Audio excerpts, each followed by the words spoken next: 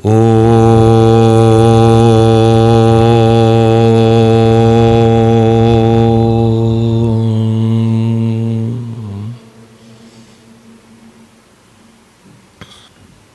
तो शाम को बात चल रही थी हमारी प्रमाणों के विषय में। 4 प्रकार के प्रमाण बताए गए। उनके नाम बोलिए। प्रत्यक्ष प्रमाण, अनुमान प्रमाण, उपमान प्रमाण, शब्द प्रमाण। 2 की बात हो गई, प्रत्यक्ष और अनुमान।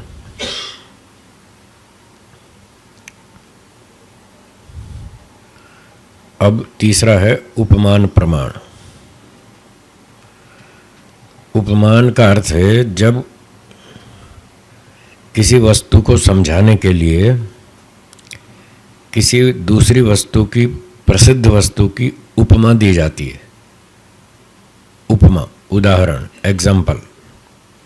तो एग्जाम्पल देकर जब किसी बात को समझाएंगे तब उसको उपमान प्रमाण कहेंगे। जैसे किसी ने पूछा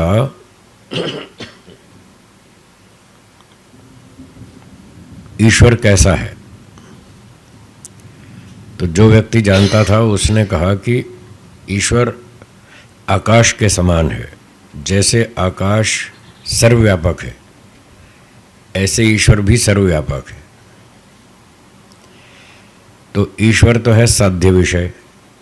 साध्य मतलब जो चीज़ हम समझाना चाहते हैं, बताना चाहते हैं, सिद्ध करना चाहते हैं, उसका नाम है साध्य। उस साध्य को समझाने के लिए जो उदाहरण दिया जाता है वो प्रसिद्ध वस्तु होनी चाहिए, जिसको दोनों व्यक्ति जानते हैं, सुनने वाला भी बताने वाला भी, दोनों जिसको जानते हैं, वो है प्रसिद्ध वस्तु। तो आकाश प्रसिद्ध वस्तु है, उसको सभी जानते हैं। तो प्रसिद्ध वस्तु की उपमा देकर या उदाहरण देकर साध्य वस्तु को समझाना। आकाश प्रसिद्ध है, सभी लोग जानते हैं, तो आकाश की उपमा देकर बताया जैसे आकाश सर्वव्यापक है ऐसे ईश्वर भी सर्वव्यापक है। इसको उपमान प्रमाण कहेंगे। ठीक है। जैसे आकाश एक है ऐसे ईश्वर भी एक है। जैसे आकाश निराकार है ऐसे ईश्वर भी निराकार है। ये उपमा देकर समझाना। तो बहुत सारे हमारे व्यवहार में बहुत सारी बातें उपमा देकर, उदाहरण देकर समझाई जाती हैं।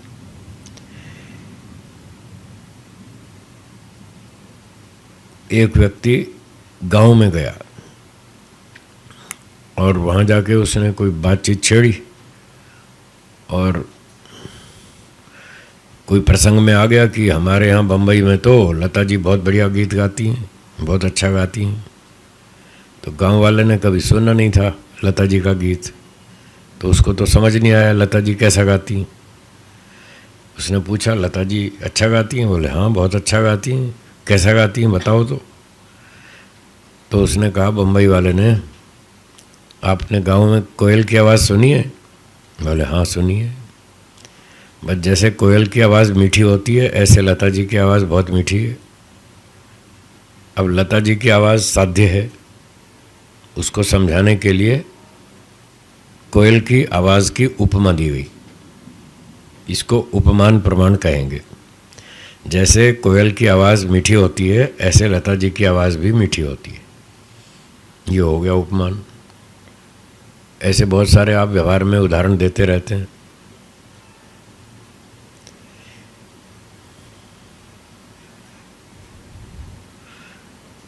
ठीक है। तो ये तीसरा प्रमाण हो गया। तो बहुत जगह पर इसका उपयोग भी होता रहता है। कहीं कहीं ईश्वर को आदित्य वर्णम तमसः परस्तात्, सूर्य के समान तेजस्वी भी बताते हैं। यहाँ एक बात ध्यान रखनी है कि जो उदाहरण दिया जाता है, एग्जाम्पल दिया जाता है, वो 100% साध्य के समान नहीं होता, ये नियम याद रखें। और लोग यहाँ रोज़ गलतियाँ करते हैं। जब ये नियम है कि कोई भी उदाहरण 100% साध्य के तुल्य नहीं होता, तो जैसे उसने ईश्वर का उदाहरण, ईश्वर को समझाने के लिए आकाश का उदाहरण दिया, तो व्यक्ति इस नियम को न जानने के कारण गलती करता है। वो क्या कहता है? कहता है जी आकाश तो जड़ वस्तु है, क्या ईश्वर भी जड़ वस्तु है? वो कहेगा नहीं, ईश्वर तो चेतन है। तो फिर आप चेतन है, तो फिर चेतन को समझाने के लिए जड़ का उदाहरण कैसे दे सकते हैं? अब ये गलती है 54 में से एक। 54 में से ये एक गलती है। ये जाति का प्रयोग है, जाति निग्रह स्थान, उसमें जातियों में से एक जाति है ये।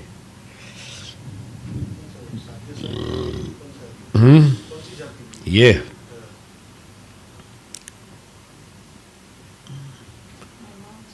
देखना पड़ेगा, वो तो देख लेंगे, पर है इस जाति का प्रयोग।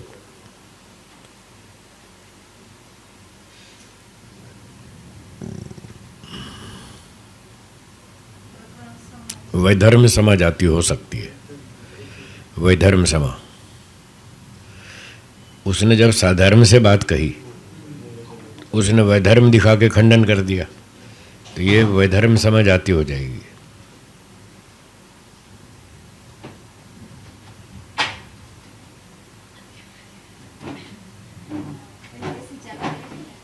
आइए आइए, नमस्ते जी, आइए, स्वागत है माता जी, आइए आइए, नमस्ते बापू जी, नमस्ते, स्वागत है, पधारिए पधारिए पधारिए।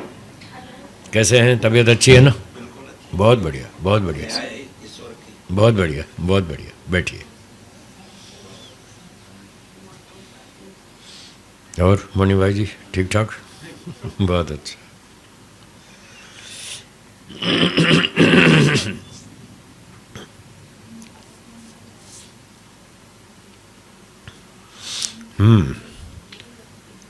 तो उदाहरण में ये ध्यान रखना है, कोई भी उदाहरण 100% साध्य के तुल्य नहीं होगा। उपमान प्रमाण में एक और उदाहरण प्रसिद्ध है। जैसी गाय होती है वैसी नील गाय होती है। नील गाय देखिए कभी? विधि नहीं देखी? नहीं देखी नील गाय? याद नहीं है? आप बिटिया आपने देखी? नहीं देखी? हाँ नील गाय आपने तो देखी है, इन बच्चों की बात पूछ रहा हूँ। बच्चों ने नहीं देखी। गुजराती में क्या बोलते हैं? हाँ रोजड़ा, रोजड़ा नहीं देखी ना? हाँ रोजड़ा।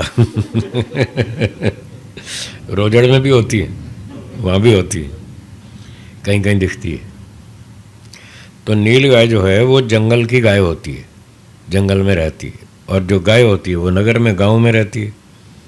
तो किसी ने पूछा, जैसे आपको नहीं मालूम, आपने पूछा भाई नील गाय कैसी होती है, तो मान लो पिताजी ने कहा भाई जैसी गांव की गाय तो देखी है ना, जैसी गांव की गाय होती है ऐसी नील गाय होती है। वो जंगल में रहती है, गांव में रहती है, बस इतना फ़र्क है। और वो काफ़ी कुछ मिलती जुलती होती है, सारी की सारी 100% वैसी नहीं होती, 100% नहीं मिलती, काफ़ी कुछ मिलती जुलती है। तो फिर जब वो सारी नहीं मिलती तो किसी ने बात उठाई कि भाई सारी तो एक जैसी नहीं है, वो गाय और नील गाय में तो फ़र्क भी है। तो उसने कहा अच्छा तो फिर भैंस के साथ मिलती है? भैंस के साथ भी नहीं मिलती, घोड़े के साथ भी नहीं मिलती है, सियार के साथ भी नहीं मिलती, तो अधिकतम किसके साथ मिलती है? गाय के साथ। इसलिए वो उदाहरण दिया गया। गाय से काफ़ी कुछ मिलती है, अन्य प्राणियों की तुलना में गाय से अधिक मिलती है, इसलिए उसको उपमान प्रमाण ऐसे दिया जाता है कि जैसी गाय होती है वैसी ही मिलती जुलती नील गाय होती है। तो बच्चे ने सुन लिया कि जैसी गाय होती है वैसी नील गाय होती है, पर देखी तो थी नहीं अभी तक।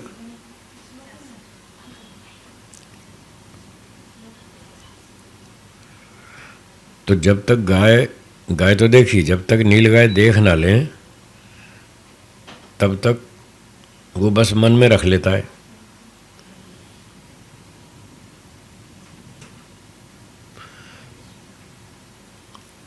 बच्चे को बताया जैसी गाय होती है वैसी नील गाय होती है। उसने मन में रख लिया कि ठीक है, गाय से मिलती जुलती होगी, गाय तो उसने देख रखी है, तो गाय की फ़ोटो मन में रख ली कि अच्छा इस गाय से मिलती जुलती होती है। अब वो 15 दिन बाद कभी चिड़ियाघर गया, वो बच्चा चिड़ियाघर गया, वहाँ जाके उसने देखा, वहाँ लिखा था नील गाय। एक प्राणी देखा, वहाँ बोर्ड पे बाहर लिखा था नील गाय, तो ये गाय से मिलती जुलती थी। तो उसको देखकर अब उसको समझ में आया कि अच्छा नील गाय ऐसी होती है, अब समझ में आया। तो उपमान प्रमाण का प्रयोग तो 15 दिन पहले हुआ था, जैसी गाय होती है वैसी नील गाय होती है, 15 दिन पहले सुना था। पर जब वो व्यक्ति बच्चा आँख से स्पष्ट देखता है उस प्राणी को, और फिर वो तालमेल बिठा के देखता है, अच्छा अच्छा अच्छा ये है नील गाय, इसके बारे में कहा था इन्होंने 15 दिन पहले, तो अब उसको वो समझ में आई। तो इसका प्रयोग इस पर्पज़ से होता है कि जब वो गाय से मिलता जुलता प्राणी देखेगा व्यक्ति, तब उस दिन पहचान लेगा कि अच्छा ये है नील गाय। तो इस तरह से उपमान प्रमाण होता है, वो 100% एक जैसा नहीं होता। तो ये नियम ध्यान में रखना चाहिए। हाँ, पहले तो वो शब्द प्रमाण मोटा तौर पर शब्द प्रमाण से एक बार सुन लेगा, फिर उसको याद कर लेगा। फिर जब उसका प्रत्यक्ष करेगा उस प्राणी का, तब कोई शंका उठाएगा, बोले ये तो प्रत्यक्ष है, तो कहेगा नहीं प्रत्यक्ष नहीं है, प्रत्यक्ष नहीं है, ये उपमान प्रमाण है। आज उसको वो बात समझ में आई, अब तक तो समझ में नहीं आई थी, खाली रट्टा मार लिया था कि हाँ जैसी गाय होती है वैसी नील गाय होती है, पर वो समझ में तो आई नहीं थी। समझ में तो आ जाई देखने के बाद। तो उपमान का प्रयोजन यही होता है कि जब हम उस वस्तु को प्रत्यक्ष देखेंगे तब वो समझ में आ जाएगा। तो इसका नाम नील गाय है और ये प्राणी नील गाय नाम वाला है। नाम और नामी का संबंध का ज्ञान कराना, ये उसका प्रयोजन है उपमान प्रमाण का। ठीक है, चलिए ये हो गया उपमान प्रमाण। अब चौथा है शब्द प्रमाण। एक ही बात, उपमा उदाहरण एग्जाम्पल एक ही बात।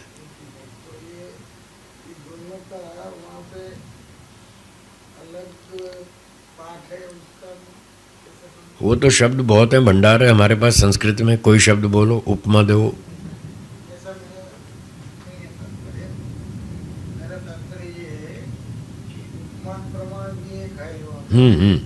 ठीक है, प्रमाणों में एक उपमान प्रमाण है। ठीक, हाँ दृष्टांत भी है।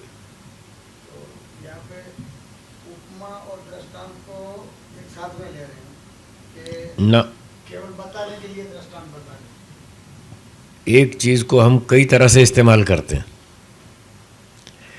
कभी किसी रूप में कभी किसी रूप में। जब पंचव्यव आएगा तो उसमें दृष्टांत के नाम से इस्तेमाल करेंगे, और प्रमाण स्वतंत्र रूप से जब प्रमाण की चर्चा आएगी तो वहाँ उपमान के रूप में प्रमाण करेंगे, प्रयोग करेंगे इसका।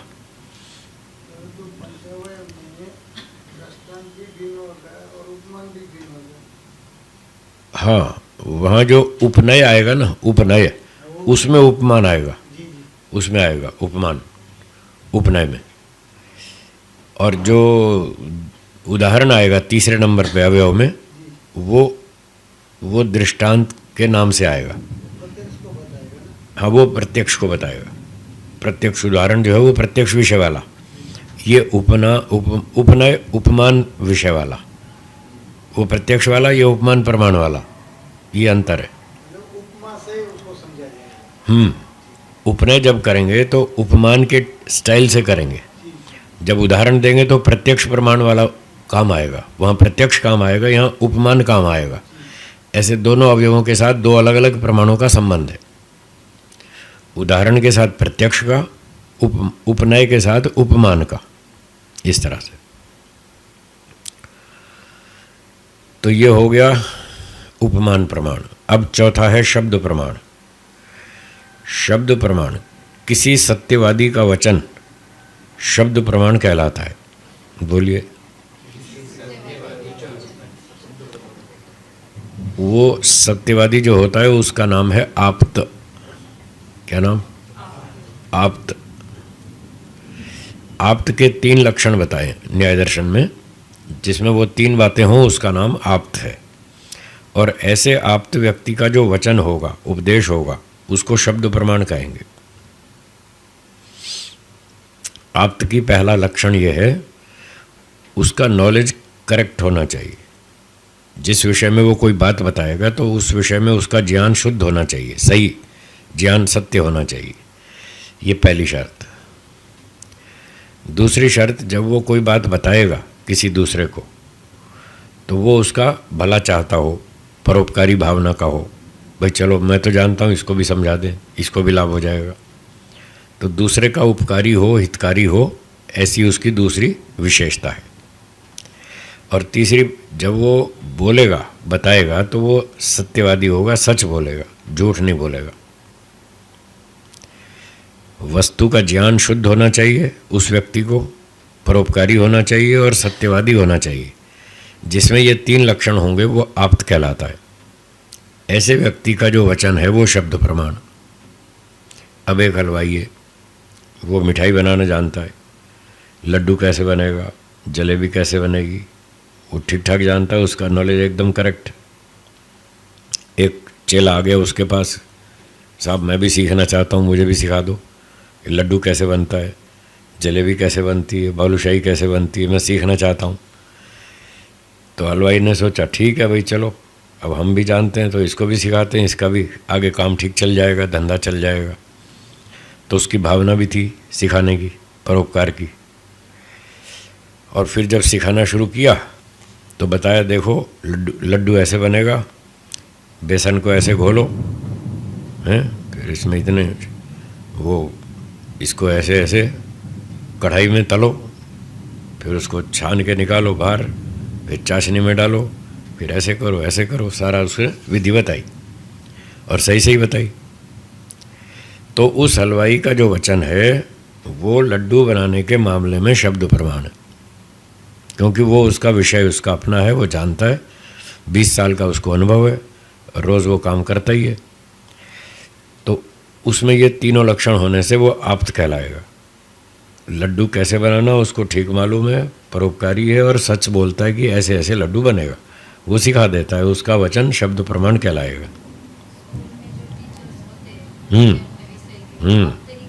वो आप्त कहलाएंगे। कोई गणित पढ़ा रहे हैं, वो गणित विषय में आप्त हैं, वो ठीक ठाक जानते हैं, परोपकारी हैं और सत्यवादी हैं, तो गणित विषय के वो आप्त हैं। इसलिए वो जो पढ़ाएंगे तो वो उनका वचन शब्द प्रमाण माना जाएगा। अब कपड़े सिलने, उसमें दर्जी आप्त है, दर्जी को मालूम है कुर्ता कैसे सिलेगा, हैं पायजामा कैसे सिलेगा, कटिंग कैसे करेंगे, सिलाई कैसे करेंगे, उसको पूरा पता है, रोज़ सिलता है, वो उस मामले में आप्त है। और कोई उसके पास जाए चेला बनकर कि साहब मुझे भी सिखा दो कपड़े सिलना, वो कहेगा ठीक है सिखा देंगे।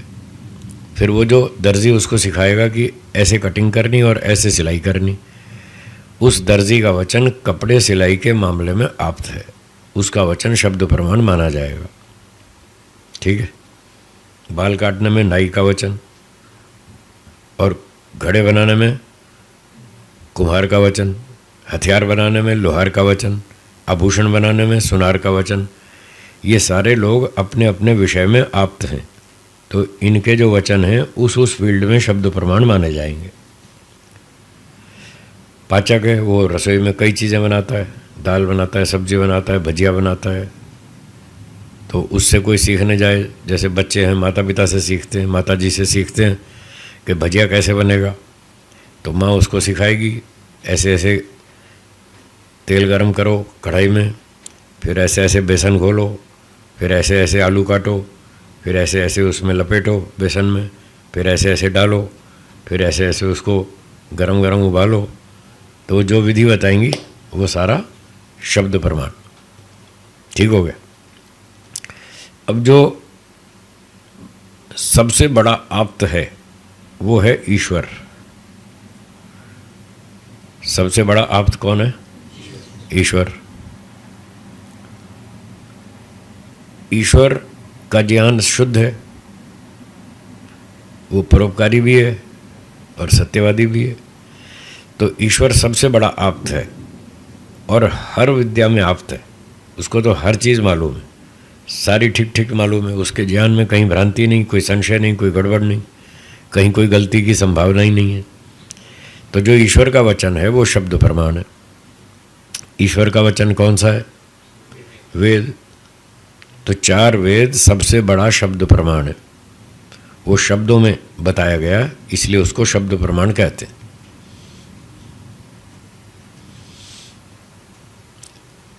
अब मनुष्य अल्पज्ञ है, वो स्वयं तो कुछ जानता नहीं, उसको पढ़ाना पड़ता है, सिखाना पड़ता है, तो वो पढ़ सीख करके फिर कुछ विद्वान बनता है, बुद्धिमान बनता है। तो ईश्वर ने जब सृष्टि बनाई तब सृष्टि के आरंभ में 4 ऋषियों को 4 वेद पढ़ाए। वो वेद ईश्वर का वचन होने से शब्द प्रमाण है, आप्त वचन होने से। फिर जब ऋषियों ने वेद पढ़ लिए, फिर दूसरे मनुष्यों को पढ़ाए, वो भी एक्सपर्ट हो गए, ईश्वर से सीख करके वो एक्सपर्ट हो गए, फिर वो आप्त बन गए। उन ऋषियों ने फिर आगे मनुष्यों को पढ़ाया, तो जो जो पढ़ते गए वो सीखते गए, वो आप्त बनते गए। फिर ऐसे अलग अलग विद्याओं में लोग एक्सपर्ट होते गए, कोई इंजीनियरिंग में, कोई डॉक्टरी में, कोई खेती में, कोई व्यापार में, कोई अकाउंट्स में, ऐसे अलग अलग फील्ड्स में वो आप्त बनते गए और आगे आगे पढ़ाते गए। तो उनके वचन भी सारे शब्द प्रमाण माने जाएंगे। तो सबसे बड़ा आप्त ईश्वर है, उसका वचन 4 वेद वो शब्द प्रमाण, फिर ऋषि लोग उनके वचन शब्द प्रमाण, और फिर जैसे छोटे छोटे बताए दर्जी, धोबी, नाई अपने अपनी लाइन में वो भी एक्सपर्ट हैं, उनके वचन भी शब्द प्रमाण, और कहीं कहीं चोर डाकू भी शब्द प्रमाण वाले होते हैं, वो भी आप्त होते हैं कहीं कहीं, उनको भी पता है ना ताला कैसे तोड़ते हैं, वो ताला तोड़ने में आप्त है कभी कभी वो भी काम आ जाते, ये ताले तोड़ने वाले भी काम आते हैं कई बार। आपने कभी सीरियलों में देखा होगा, फिल्मों में देखा होगा, ये आतंकवादी लोग जब वो गड़बड़ करते हैं तो उनको पकड़ने के लिए पुलिस वाले जोर लगाते हैं। उनके पास इतनी टेक्नोलॉजी नहीं होती पुलिस वालों के पास, तो कॉलेज के लड़कों को बुलाते हैं जो ये साइबर कैफ़े वाले होते हैं और बहुत ताले तोड़ना जानते हैं, इलेक्ट्रॉनिक्स के, कंप्यूटर के एक्सपर्ट्स को बुलाते हैं ना, और वो उनकी सहायता लेते हैं, कहते हैं बताओ ये चोर कहाँ खड़ा हो रहा है और कहाँ हमको तंग कर रहा है, इसकी लोकेशन बताओ। तो वो अपनी टेक्नोलॉजी से उनकी लोकेशन ढूंढ लेते हैं। तो इस तरह के लोग भी उस मामले में आप्त होते हैं। तो उनके वचन भी शब्द प्रमाण होते हैं और उनसे उनको पुलिस को सहायता बहुत सारी मिलती है। तो सार यही हुआ कि जो व्यक्ति जिस लाइन में एक्सपर्ट है और वो अगर ठीक ठीक बोलता है तो उसका वचन शब्द प्रमाण माना जाता है। तो ये 4 प्रकार के प्रमाण हुए। सांसारिक लोगों के जो वचन होते हैं वो केवल इसी जन्म तक के लिए प्रमाण होते हैं, क्योंकि वो अगले जन्म की बातें नहीं जानते सांसारिक लोग। पर ऋषियों के और वेदों के वचन इस जन्म के भी होते हैं और अगले जन्मों के भी होते हैं। वो 2 तरह के शब्द प्रमाण होते हैं। तो न्याय दर्शन में उनका नाम है दृष्टार्थ और अदृष्टार्थ। हाँ जी बोलिए। सामान्य सांसारिक लोगों के वचन दृष्टार्थ शब्द प्रमाण, और ऋषियों के और ईश्वर के वचन दृष्टार्थ भी अदृष्टार्थ भी, उनके दोनों तरह के। हाँ, इस जन्म में जिसका फल दिख जाए वो है दृष्टार्थ, दृष्ट अर्थ। जिस शब्द प्रमाण का अर्थ इसी जन्म में दिखे वो दृष्टार्थ, और जिसका इस जन्म में न दिखे वो अदृष्टार्थ। वो अगले जन्म के विषय में भी हो सकता है, मोक्ष के विषय में भी हो सकता है। तो इस प्रकार से 2 प्रकार का शब्द प्रमाण माना जाता है। अब बात चल रही थी प्रमाण तर्क साधनोपालंभ। हम जब बात करते हैं तो हमको प्रमाण से और तर्क से बोलना चाहिए, बिना प्रमाण के नहीं बोलना। नहीं मालूम तो कह दो नहीं मालूम, झूठ नहीं बोलना। सुनी सुनाई बात मत करो, उसमें बहुत सारी बातें झूठी होती हैं। वो बात होती है 10 पैसे की, वो मसाला लगा के उसको 12 की बनाता है, अगला व्यक्ति उसको और 15 पैसे की बना देता है। वो घूमते घूमते 25-50 पैसे की हो जाती है, 10 पैसे की बात 50 तक की हो जाती है। इतना मसाला लगाते हैं लोग चढ़ा चढ़ा के उसमें, तो उसमें बहुत सारी गड़बड़ होती है, भ्रांतियाँ होती हैं। जब तक आप प्रमाणों से परीक्षा ना कर लें, स्वयं प्रमाणों से जब तक परीक्षा ना कर लें, तब तक कोई उल्टी सीधी बात नहीं फैलानी चाहिए कि फलाना ऐसा है जी, फलाना व्यक्ति ऐसा है जी। अच्छा, आपने खुद देखा था? बोले नहीं नहीं, फलाने ने ऐसा बताया था। और पता नहीं उसने क्या बताया था, वो मिर्च मसाला लगा के कुछ का कुछ बता देगा। हर व्यक्ति का देखने का दृष्टिकोण भी अलग अलग होता है। एक चित्र प्रदर्शनी थी, पिक्चर एग्जीबिशन, तो बहुत सारे फोटो लगे हुए थे, तो बहुत सारे लोग आ रहे थे, देख रहे थे प्रदर्शनी। तो वो चित्रकार खड़ा होकर के दिखा रहा था, देखो मैंने ये बनाया, ये बनाया, ये बनाया, ये बनाया। एक फोटो ऐसा था जिसमें ऐसे उदास सा बैठा था कोई, ऐसे उदास सा बैठा था कोई व्यक्ति, ऐसा फोटो। अब देखना सबका दृष्टिकोण कैसा होता है, हर एक का अपना अलग अलग होता है। फोटो एक ही है और वो ऐसे उदास बन के बैठा है एक आदमी। तो एक विद्यार्थी आया देखने, उसने वो फोटो देखी, तो विद्यार्थी ने क्या सोचा, लगता है ये परीक्षा में फेल हो गया, इसलिए उदास बैठा है। ये है विज़न, हर एक का दृष्टिकोण अपना अलग अलग है। तो विद्यार्थी ने क्या सोचा, ये परीक्षा में फेल हो गया, इसलिए बेचारा दुखी बैठा है। एक कोई दर्जी आया, उसने देखा, क्या सोचा उसने, लगता है इसके कपड़े फट गए बेचारा, इसलिए दुखी है। एक वकील साहब आए, उन्होंने देखा, उन्होंने सोचा लगता है कोई मुकदमा हार गया, इसलिए दुखी हो रहा है बेचारा। एक डॉक्टर साहब आए, उन्होंने देखा, उन्होंने सोचा कोई रोगी है बेचारा, इसलिए दुखी बैठा है। मतलब जिसकी जैसी दृष्टि होती है वो दुनिया को वैसे देखता है, अपने हिसाब से देखता है। अब वो आदमी ना तो रोगी था, ना वो मुकदमा हार गया था, ना उसके कपड़े फटे थे, कोई ऐसा कुछ नहीं था, पर हर एक की सोच अपनी अलग अलग है। तो एक व्यक्ति कोई क्रिया करता है, कोई व्यवहार करता है, तो उसको देखने वाले 20 लोग हैं, वो अपने अपने एंगल से देखते हैं और फिर ऐसी ऐसी बातें उड़ा देते हैं। हाँ, उदास तो देख रहे हैं सब, हाँ वो तो सब देख रहे हैं, पर उसके पीछे की जो कहानी है वो सबकी अलग अलग है, सबका अलग अलग है। तो ऐसे ही होता है, एक व्यक्ति समाज में कुछ काम करता है, तो जिसकी जैसी भावना होती है, जैसा विचारधारा होती है, जैसी सोच होती है, वो वैसा अर्थ निकालता है, पर वो सारा ठीक नहीं होता ना। जैसे उदाहरण के लिए एक व्यक्ति परोपकार करता है, समाज सेवा करता है, उसकी भावना तो वही जानता है कि मैं क्यों कर रहा हूँ। वो चाहता है कि मैं निष्काम कर्म कर रहा हूँ, मैं मोक्ष में जाना चाहता हूँ, इसलिए मैं परोपकार करता हूँ, समाज सेवा करता हूँ। ईश्वर का आदेश है कि आपको मोक्ष में जाना हो तो निष्काम कर्म करो, वो तो उस भावना से कर रहा है। अब समाज के अंदर 4 तरह के लोग हैं। कुछ अच्छे विचार वाले हैं, वो उसकी बात को समझते हैं और वो कहते हैं देखो कितना अच्छा आदमी है, कितनी सेवा कर रहा है, कितना परोपकार कर रहा है, देश के लिए, धर्म के लिए इसने कितना त्याग किया है। जो अच्छे लोग हैं वो उसको ठीक समझते हैं, और जो स्वार्थी लोग हैं वो क्या सोचते हैं, आ गया इसको देखो, घर पे खाने को तो मिलता नहीं था, अब यहाँ घूम घूम के माल उड़ाता रहता है, मुफ्त का माल उड़ाता है और बहाना बना रखा है परोपकार करने का। देखो हर एक का दृष्टि अलग अलग है ना। तो जिसकी जैसी बुद्धि है, जैसा विचार है, वैसी वो सोच रखता है और वो वैसी बात फैला देता है। तो शास्त्र कहता है ऐसे नहीं करना चाहिए, नाप तोल के प्रमाण से परीक्षा करके फिर बोलना चाहिए। अगर आप दूसरे के बारे में झूठी बात फैलाएंगे तो आपको दोष लगेगा, उसका दंड मिलेगा, उस बेचारे का नुकसान कर दोगे, आप उसको उल्टा बदनाम कर दोगे गलत बातें फैला के उसके बारे में। तो ऐसा नहीं करना चाहिए, हमको बहुत नाप तोल कर सोच समझ के बोलना चाहिए। जब तक हम पूरी बात को ठीक से, सच्चाई को समझ ना लें, तब तक नहीं बोलना चाहिए। प्रमाण से परीक्षा करके फिर बोलना चाहिए, तो फिर हम सत्य बोल सकते हैं, गलतियां करने से बच सकते हैं। तो जो प्रमाण को छोड़ देता है वो गलतियां करेगा, और वो फिर उस तरह की गलतियां करेगा जो 54 गलतियां बता रखी।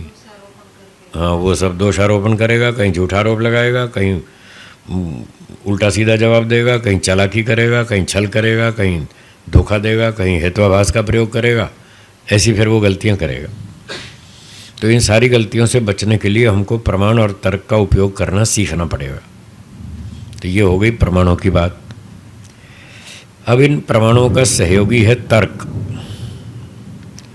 तर्क क्या है? लोग तर्क के बारे में ठीक से समझते नहीं हैं, जानते नहीं हैं।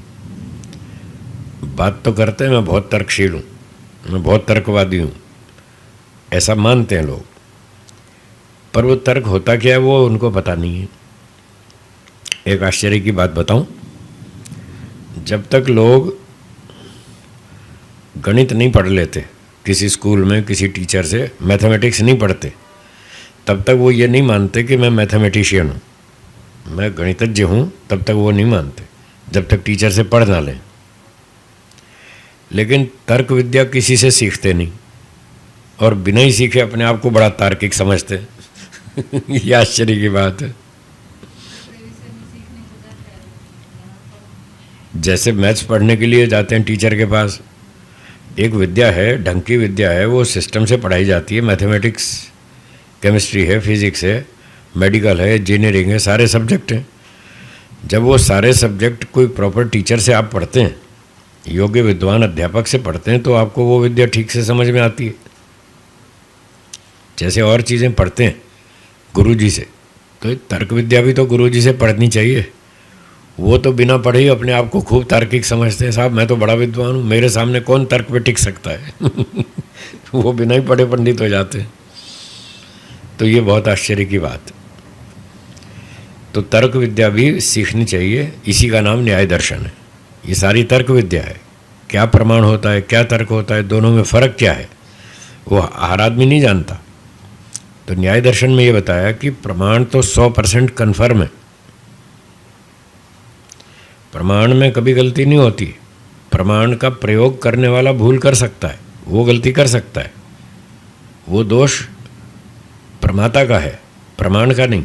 प्रमाण ठीक ठाक है। जैसे कोई बंदूक चलाता है, कोई लाठी चलाता है, तो बंदूक तो ठीक है ना, उसमें बंदूक में कोई खराबी नहीं है। और उसको बंदूक चलानी आती नहीं, वो उल्टा सीधा चलाता है, तो गलती किसकी, बंदूक की या व्यक्ति की? व्यक्ति की। तो बंदूक तो ठीक है, व्यक्ति को चलानी नहीं आती, वो फिर नुकसान उठाता है उससे। अब लाठी चलानी आती नहीं, वो खुद अपनी टांग पे चोट मार लेता है, फिर कहता है ये लाठी बहुत ख़राब है, ये तो मुझे ही चोट मारती है। ये तो मुझे ही चोट मारती है, लाठी बहुत ख़राब है। तो खराबी लाठी में नहीं है, खराबी चलाने वाले में, उसको चलानी नहीं आती। तो इस तरह से प्रमाणों में कोई खराबी नहीं है, प्रमाण बिल्कुल ठीक हैं, 100% पक्के हैं, कन्फर्म हैं। व्यक्ति का दोष हो सकता है, वो उसका प्रयोग करना ठीक से नहीं जानता और वो गलतियां करता है। बस वही जब प्रमाणों की गलती होती है व्यवहार में प्रयोग करने में, वो वही ये 54 गलतियाँ, उसी में से ये गलतियाँ पैदा होती हैं जब वो इन प्रमाणों का प्रयोग करना नहीं जानता। और जो जानता है वो 54 गलतियों से बच के चलता है, वो ठीक चलता है, वो सत्य को समझता है, सत्य बोलता है, सत्य का आचरण करता है, दूसरों को सत्य बात सिखाता है, उसका भी कल्याण होता है और दूसरे का भी, वो लाभकारी है। तो अब यह टेक्निकल बात यह है कि प्रमाण अलग चीज़ है, तर्क अलग चीज़ है। प्रमाण कभी भी गलत नहीं होता, तर्क में कमी हो सकती है। इसलिए न्याय दर्शन का ये सिद्धांत है, प्रमाण बलवान होता है, तर्क कमज़ोर होता है। प्रमाण में डाउट नहीं होता, तर्क में हो सकता है, क्योंकि तर्क अच्छे भी होते हैं और गलत भी होते हैं, सही भी होते हैं, गलत भी होते हैं। कोई कोई तर्क फेल हो जाता है, कट जाता है। तो तर्क होता क्या है पहले वो सुन लें। तर्क किसे कहते हैं? तो अविज्ञात तत्व अर्थे कारणोपपत्तितस तत्व ज्ञानार्थम ऊहस तर्क। तो जब हम किसी वस्तु के बारे में पूरा ठीक ठीक नहीं जानते, ऐसे उड़ती उड़ती बात सुन रखी है कि भाई हाँ आत्मा होता है, आत्मा होता है, परमात्मा होता है, कर्मफल होता है, पुनर्जन्म होता है, ऐसे उड़ती उड़ती मोटी मोटी बातें सुन रखी हैं। पूरा ठीक से नहीं मालूम कि आत्मा क्या होता है, उसका अगला जन्म होता है नहीं होता है, कर्मफल होता है नहीं होता है, ठीक से नहीं मालूम, बस ऐसे अड़ोस पड़ोस से इधर उधर से सुन लिया। तो किसी ने कहा भाई आत्मा होता है और वो आत्मा एक नित्य वस्तु है, वो मरता नहीं है, शरीर मरता है, आत्मा नहीं मरता। दूसरे ने कहा क्या आत्मा, काय का आत्मा, कहीं दिखता तो है नहीं है। आप कहते हो अगला जन्म होता है, कहाँ है अगला जन्म, क्या प्रूफ है, कोई प्रमाण तो है नहीं। ऐसे बहुत सारे लोग मानते हैं। आजकल स्कूल कॉलेज में जो विद्यार्थी पढ़ते हैं उनमें सिर्फ 10% लोग मानते हैं कि हाँ अगला जन्म होता है, मरने के बाद दूसरा जन्म भी होता है। 100 में से 10%। 50% कहते हैं अगला जन्म कुछ नहीं होता, सब फालतू बातें। 40% कहते हैं जी हमें तो समझ नहीं आया, पता नहीं होता है नहीं होता, हमें तो डाउट है। ये स्थिति आज कॉलेज की। आप लोग क्या मानते हैं? आप मानते हैं मरने के बाद दूसरा जन्म होता है? होता है? कोई आपसे, आपका दोस्त पूछे क्या प्रूफ है, तो कैसे बताएंगे उसको? अगला जन्म होता है कैसे समझाएंगे? बता पाएंगे? वो नहीं बता पाएंगे, पर आप मानते तो हैं। चलो ठीक है, आप बताओ विधि, आप मानती हो मरने के बाद दूसरा जन्म होता है? बेटी आप बताओ, क्या नाम है, आरुषि? हाँ आप बताओ, होता है? कोई आपकी फ्रेंड पूछे, आप उसे कैसे समझाएंगी? होता है तो होता है। एक बढ़िया उत्तर है, होता है तो होता है, बात खत्म हो गई। विधि आप बताओ कैसे समझाएंगी, समझा पाएंगी? हाँ ठीक है। तो ऐसी छोटी छोटी बातें हमको भी सीख लेनी चाहिए, थोड़ी तर्क से, प्रमाण से, अपने साथियों मित्रों को भी बता सकें। चलिए मैं छोटे छोटे 2-3 सवाल पूछता हूँ, सिंपल हैं बहुत, आप उनका उत्तर बताएं तो फिर आपको समझ में आ जाएगा और आप अपने फ्रेंड्स को भी बता सकते हैं कि हाँ अगला जन्म होता है, इस तरह से होता है, समझा सकते हैं। मेरी ओर से पहला प्रश्न, आपको ये मनुष्य शरीर मिला, ये मुफ्त में मिला है या कोई कर्मों का फल है? हाँ आरुषि, कर्मों का फल है। आपका क्या विचार है? आपका नाम क्या है? अर्पित, बहुत अच्छा, ये कर्मों का फल है, ठीक, आपका उत्तर सही है। दूसरा प्रश्न, कर्म पहले किया जाए फल बाद में दिया जाए, ये ठीक नियम है या फल पहले दिया जाए कर्म बाद में किया जाए, कौन सा नियम ठीक है? हाँ आपका उत्तर क्या है? कर्म पहले फल बाद में, ठीक है ना? तो आपके दोनों उत्तर सही हैं। मैं दोहराता हूँ, आप याद कर लीजिए। आपने पहली बात कही कि शरीर मुफ्त में नहीं मिला, ये कर्मों का फल है। दूसरी बात ये कही कि कर्म पहले करेंगे फल बाद में मिलेगा। अब तीसरा प्रश्न, जिन कर्मों का फल ये शरीर है, कर्म पहले फल बाद में, तो आपको तो पैदा होते ही फल मिल गया, पैदा होते ही शरीर मिल गया ना। तो जिन कर्मों का फल ये शरीर है, वो कर्म आपने कब किए थे? अब आपने बोला, मैंने तो कुछ नहीं बोला। मैंने कुछ नहीं बोला, आपने बोला ना, कब किए थे कर्म और फल कब मिला? इस जन्म में। हो गए 2 जन्म, आगे समझ में? बस 3 सवाल पूछो, फटाफट समझ में आ जाएगा। कर्म किया पिछले जन्म में, फल मिला इस जन्म में, हो गए 2 जन्म। तो इस जन्म में आपको मनुष्य का शरीर मिला, सबको तो नहीं मिला।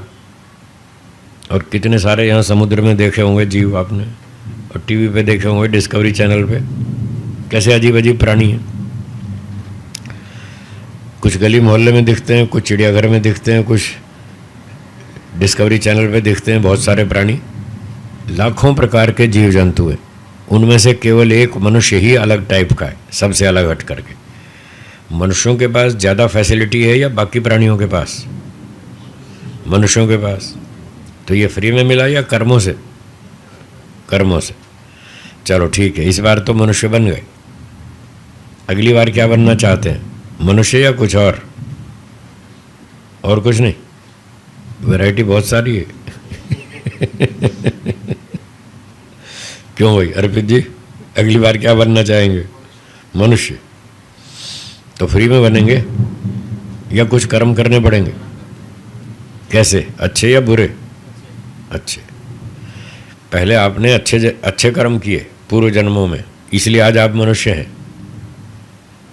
अच्छे माता पिता मिले, अच्छा परिवार मिला, अच्छा खाना पीना, पढ़ाई लिखाई, बुद्धि सब कुछ ठीक ठाक है, तो ये अच्छे कर्मों का फल है ना। तो जैसे आपने पहले अच्छे कर्म किए उसका फल आज भोग रहे हैं, तो इस जन्म में भी अच्छे काम करने पड़ेंगे, तब आगे अच्छा जन्म मिलेगा मनुष्य का। ऐसी बढ़िया सुविधाएं मिलेंगी जैसी अब मिली हुई हैं, ठीक है ना। तो इस तरह से हम इन छोटी छोटी बातों को तर्क से प्रमाण से समझ लेते हैं और समझा भी दे सकते हैं। तो एक व्यक्ति ने ऐसे ही सुन रखा था कि हाँ आत्मा होता है, अब ये उसको क्लियर नहीं था ये आत्मा नित्य है या अनित्य है, ये मरने के बाद दोबारा जन्म होगा या नहीं होगा, ये उसको क्लियर नहीं था। तो वो सोचने लगा कि लोग कहते हैं भाई कर्मफल व्यवस्था होती है और वो ठीक होती है कर्मफल व्यवस्था।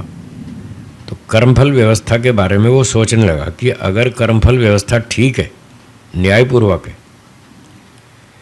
तो जैसे अभी हमने विचार किया कि ये जन्म फ्री में तो नहीं मिला, कर्मों से मिला, तो उसको भी यही विचार आया कि अगर कर्मों का फल ठीक न्यायपूर्वक है तो हमें पैदा होते ही इतना अच्छा शरीर मिला, तो इसका मतलब पहले कोई शरीर होना चाहिए, कोई आत्मा होना चाहिए पिछले जन्म में जिसने इस तरह से अच्छे काम किए हों, और उन कर्मों का फल अब मिल रहा है। और इस जन्म में जो हम कर रहे हैं सारे कर्मों का फल तो इस जन्म में मिलेगा नहीं। सारे कर्मों का फल इस जन्म में हमको नहीं मिलता ना। बहुत सारे हम कर्म करते हैं, किसी को दान देते हैं, किसी की सेवा करते हैं, किसी गरीब की मदद करते हैं, किसी रोगी की सहायता करते हैं, हवन भी करते हैं, और भी बहुत सारे काम करते हैं। तो इन सारे कर्मों का फल तो नहीं मिलता। तो वो सोचने लगा जब सारे कर्मों का फल तो यहाँ मिला नहीं, तो क्या फिर इसका मतलब वेस्ट, हमारे किए कर्म वेस्ट हो जाएंगे? तो उसने कहा ये वेस्ट हो जाएंगे, ये तो अन्याय है, ये तो गड़बड़ है। बाकी कर्म फल तो ठीक है, ठीक ही होना चाहिए। अब इस कारण की प्राप्ति से कि कर्मफल व्यवस्था सही होनी चाहिए, इस आधार पर उसके मन में एक ऊहा उठी, एक विचार उठा। अगर कर्मफल व्यवस्था ठीक है, न्यायपूर्वक है, तो आत्मा जो है वो नित्य होना चाहिए। जिसने पिछले जन्म में कुछ अच्छे काम किए जिसका फल अब भोग रहा है, और अब अच्छे काम करेगा तो आगे भी मिलेगा। अगर आत्मा को नित्य माना जाए फिर तो ये कर्मफल व्यवस्था ठीक जमती है। और अगर आत्मा शरीर के साथ ही पैदा हो और शरीर के साथ ही मर जाए फिर तो कर्मफल व्यवस्था फेल है। उसमें दो दोष आएंगे, एक तो पैदा होते ही मुफ्त में फल मिल गया, कर्म तो कुछ किया नहीं था, ऐसे ही फ्री में मिल गया, तो बिना कर्म किए फल प्राप्ति का ये दोष आएगा। बिना कर्म किए फल प्राप्ति हुई ये दोष आएगा, ये तो अन्याय है बिना कर्म किए फल देना।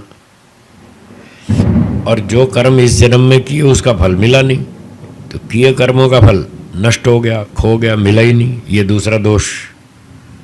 तो अगर आत्मा को शरीर के साथ ही उत्पन्न हुआ माने और शरीर के साथ ही मर जाए ऐसा माने तो दोनों तरफ दोष आएगा। पर ये तो फिर कर्मफल तो व्यवस्था तो बिगड़ जाएगी सारी, ऐसा तो ठीक नहीं है। तो कर्मफल व्यवस्था तो ठीक है, होनी चाहिए उचित, तभी तो लोग चोरियों को पकड़ के जेल में डालते हैं। तो चोरों को जेल में देख रहे हैं हम, तो इसका मतलब कर्मफल व्यवस्था कुछ है। अगर वो है, सही है, तो फिर आत्मा नित्य होना चाहिए, ऐसा लगता है। क्या बोला? बस जब हम विचार करते करते इस स्थिति में आ जाते हैं, ऐसा लगता है आत्मा नित्य होना चाहिए, इसका नाम है तर्क। ये है तर्क। इसमें अभी कन्फर्मेशन नहीं है, इसीलिए नहीं है कि कई तर्क ऐसे होंगे जो गलत होंगे, वो कट भी जाएंगे। ये तर्क इसीलिए कमज़ोर है क्योंकि इसमें अभी कन्फर्मेशन नहीं है। ये कब आएगी? जब इसके अनुकूल कोई प्रमाण मिलेगा, वो प्रमाण इसको पुष्ट कर देगा, फिर इसको ताकत आ जाएगी। भाई हाँ, तर्क से हम ये सोच रहे थे आत्मा नित्य होना चाहिए, ऐसा लगता है, तो उधर शास्त्र का प्रमाण मिल गया, न जायते म्रियते वा विपश्चित। शास्त्र में ऋषियों ने लिखा है कि आत्मा न पैदा होता है न मरता है। नैनम छिंदन्ति शस्त्राणि, वो भी पढ़ रखा है आपने, गीता का श्लोक। न तो आत्मा को शस्त्र काट सकते हैं, शरीर को काट सकते हैं, आत्मा को नहीं काट सकते। नैनम दहति पावकः, न इसको अग्नि जला सकती है, न पानी गला सकता है, न हवा सुखा सकती है, आत्मा तो अमर है। अब वहाँ से शब्द प्रमाण मिल गया, तो अब ये तर्क पक्का हो गया, अब कन्फर्म हो गया। तो बहुत सी चीज़ें हम तर्क से भी समझा सकते हैं, लोगों को बता सकते हैं, और उसके साथ साथ यदि प्रमाण भी मिल जाए तो फिर तो सॉलिड हो जाता है, बहुत ज़्यादा मजबूत हो जाता है, फिर उसको कोई नहीं काट सकता। अगर कोई व्यक्ति तर्क प्रस्तुत करता है और उसके साथ सपोर्ट में प्रमाण नहीं मिल रहा, तब तक वो कच्चा है। उसकी दोनों संभावनाएं, वो कट भी सकता है, नहीं भी कटे। और अगर कोई प्रमाण उल्टा मिल गया, तर्क से उल्टा, जो उसको काट दे, तो वो फेल हो जाएगा। इसलिए तर्क को कमज़ोर बताया। अब गलत तर्क का एक उदाहरण सुनिए, कुतर्क, इसको कुतर्क बोलते हैं। उसका उदाहरण ये है, दो व्यक्ति आपस में बात कर रहे थे, एक ने कहा ईश्वर होता है, दूसरे ने कहा नहीं होता है। वो नास्तिक था, वो तो मानता नहीं था, उसने नहीं ईश्वर कुछ नहीं होता है। उसने पूछा क्यों नहीं होता है? उसने कहा अगर ईश्वर होता तो इतनी चोरी डकैती लूटमार हत्याएं अपहरण चल रहा है, ईश्वर होता तो इन नालायकों को दंड नहीं देता, इन अपराधियों को दंड देता, इनकी बंदूक छीन लेता, आतंकवादियों की खामखा निर्दोष जनता को मार रही है, इनके बम फोड़ देता, इन्हीं को मारता, और ये जनता को, निर्दोष जनता को मार रहे हैं। कोई ईश्वर होता तो दंड देता, दंड तो कोई मिल नहीं रहा, इसलिए ईश्वर कुछ नहीं है। ये उसका तर्क है। यहाँ दंड व्यवस्था फेल है, इसलिए ईश्वर कुछ नहीं है, ऐसा उसने अपना तर्क रखा। अब ये उसका तर्क शब्द प्रमाण के विरुद्ध है। शब्द प्रमाण तो कह रहा है कि ईश्वर है, इसलिए तर्क को कमजोर बताया। ये कट जाएगा। हाँ, वो संभावना पे आधारित है, तो संभावना तो कच्ची है, पक्की नहीं है ना। जब प्रमाण जुड़ेगा उसके साथ तब मजबूती आएगी, इसलिए तर्क को कमज़ोर कहा जाता है। अब जो इसने तर्क उठाया, इसको उत्तर तो देना पड़ेगा, नहीं तो ये सबके दिमाग में संशय पैदा कर जाएगा। वो तो कह रहा है ईश्वर है ही नहीं, आप कहते हो ईश्वर है, वो कहता है ईश्वर नहीं है। ईश्वर होता तो फिर ये चोरों को, अपराधियों को दंड क्यों नहीं देता? तो हमें इसका उत्तर देना पड़ेगा कि तुम्हारा तर्क गलत है। वो कहेगा क्या गलती है? तो इसकी गलती ये बताएंगे, देश में पुलिस है या नहीं है? क्या पुलिस के होते हुए लोग चोरी नहीं करते? अगर चोरी हो रही है, डकैती हो रही है, लूटमार हो रही है, इसका अर्थ ये थोड़ी है कि पुलिस नहीं है। पुलिस तो है, फिर भी ये सब गड़बड़ है। क्या देश में कोई राजा नहीं है? राजा है, फिर भी गड़बड़ है, वो तो होती रहती है। अच्छा, एक और उदाहरण, बहुत बढ़िया उदाहरण है, जिससे ये तर्क पूरा अच्छी तरह से कट जाएगा। वैसे तो इससे भी कट गया कि पुलिस के होते हुए भी लोग घोटाला करते हैं, राजा के होते हुए भी गलतियां करते हैं। अब जो मैं तीसरा उदाहरण दे रहा हूं वो ये है कि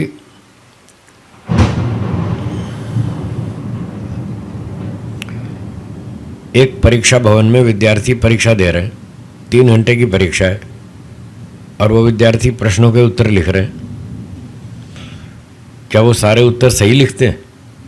गलत भी तो लिखते हैं। और परीक्षक वहाँ चक्कर लगाता रहता है, कहीं कहीं परीक्षक खड़ा होकर पढ़ता भी है ये क्या लिख रहा है विद्यार्थी। जब वो परीक्षक देखता है कि ये तो गलत आंसर लिख रहा है, तो क्या परीक्षक उपस्थित नहीं है? परीक्षक वहाँ परीक्षा भवन में उपस्थित है, उसकी उपस्थिति में भी विद्यार्थी गलत उत्तर लिखता है, और परीक्षक क्या उसका हाथ पकड़ लेता है, तुम्हें गलत उत्तर नहीं लिखने दूंगा? हाथ पकड़ता है? नहीं पकड़ता ना। तो परीक्षक गलत उत्तर लिखने वाले विद्यार्थी का हाथ नहीं पकड़ता, पर इसका अर्थ ये नहीं होता कि परीक्षक एब्सेंट है ही नहीं। इसका अर्थ ये नहीं होता, परीक्षक उपस्थित है, उसके सामने, उसकी नज़र के सामने वो गलत उत्तर लिख रहा है, फिर भी वो नहीं पकड़ता, क्योंकि परीक्षा का ये नियम है। कि परीक्षा काल में 3 घंटे तक आप कुछ नहीं बोल सकते। विद्यार्थी की मर्जी, जो मर्जी लिखे, सही लिखे, गलत लिखे, आधा लिखे, पूरा लिखे, प्रश्न के अंतर्गत की बात लिखे, आउट ऑफ क्वेश्चन लिखे, जो मर्जी लिखे, उसको कोई नहीं रोक सकता।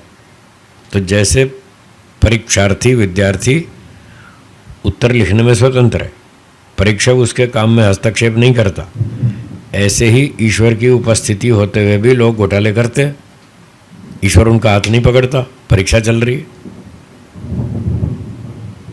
ठीक है ना।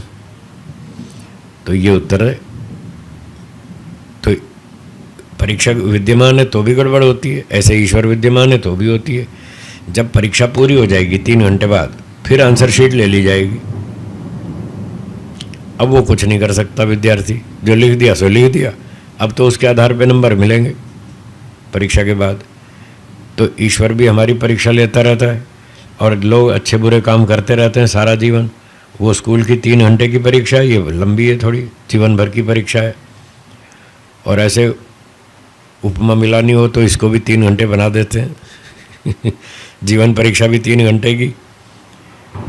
पर स्कूल की परीक्षा का 1 घंटा 60 मिनट का होता है और जीवन परीक्षा का 1 घंटा कई वर्षों का लंबा होता है। जैसे वहाँ 3 घंटे, ऐसे जीवन में भी 3 घंटे।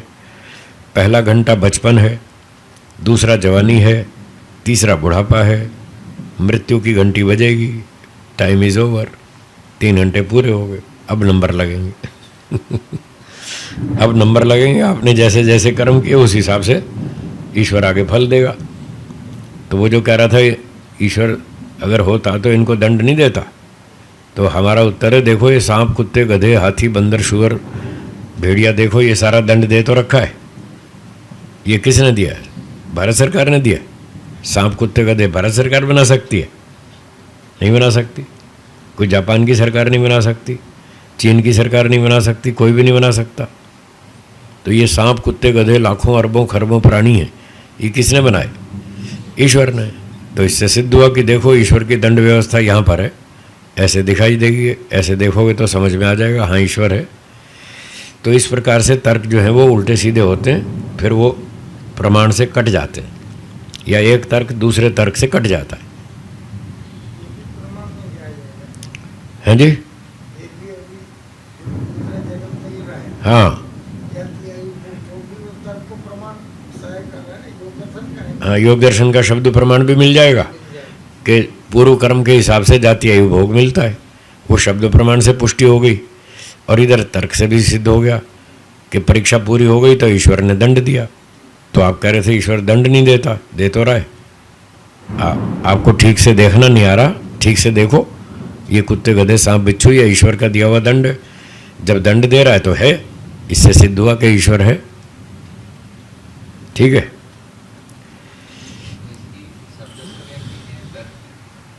तर्क के विषय में, जब हमें किसी वस्तु के विषय में ठीक से पूरी जानकारी न हो, ठीक है, जब हमें किसी वस्तु के विषय में पूरी ठीक ठीक जानकारी तो नहीं है और हम उस पर विचार करते हैं, चिंतन करते हैं, विचार करते करते हमें कोई कारण मिल गया, उस कारण के मिलने पर, उस कारण के आधार पर हम सोचते हैं कि ये चीज़ ऐसी होनी चाहिए।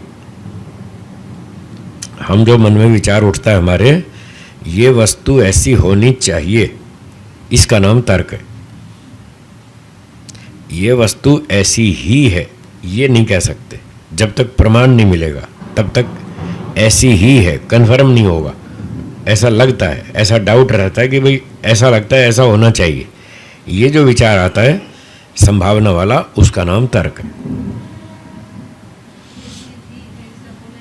है।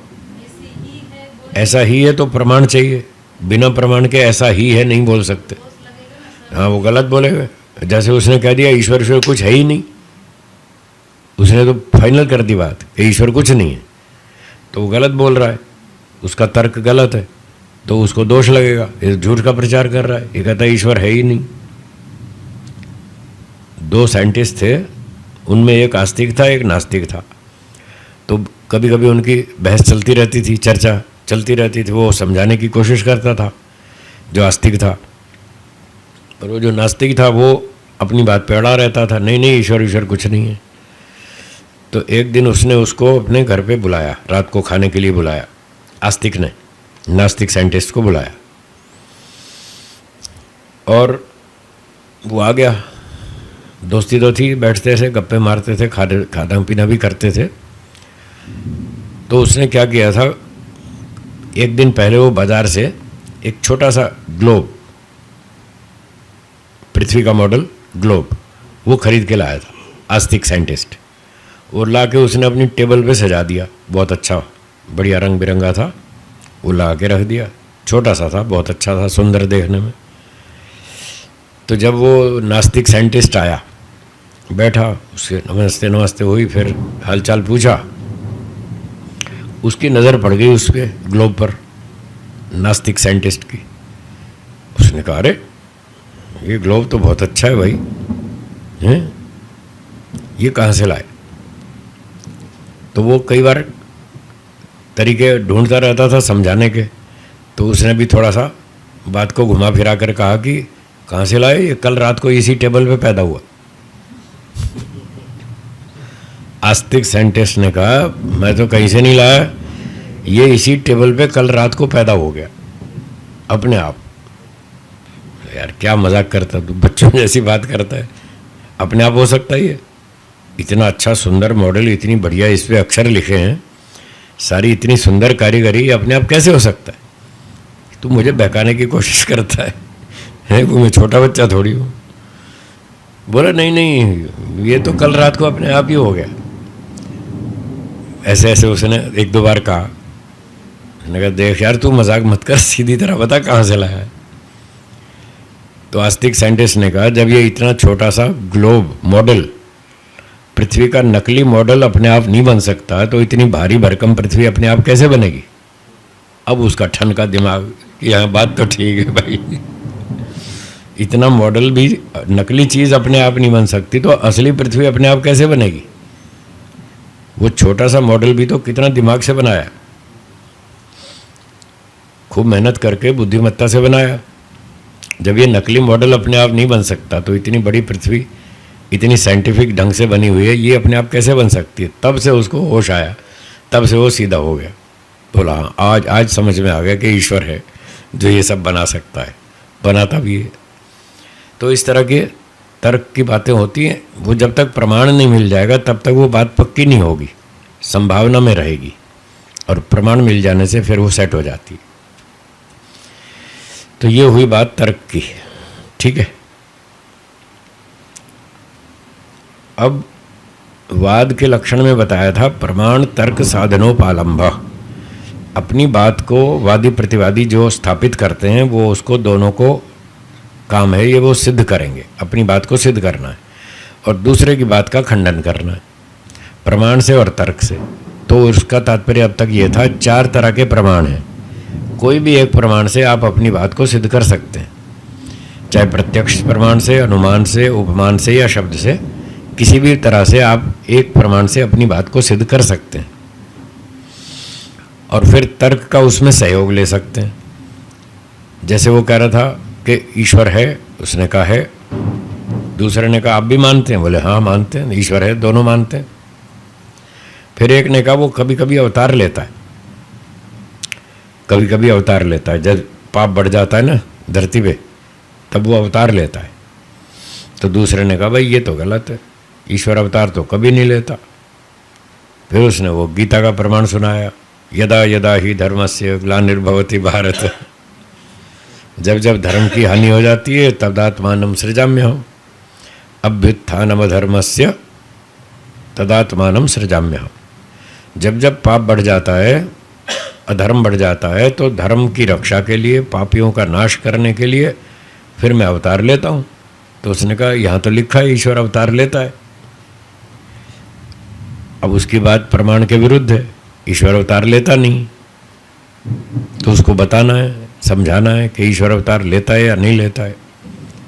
तो उसने कहा ईश्वर अवतार नहीं लेता है, कैसे?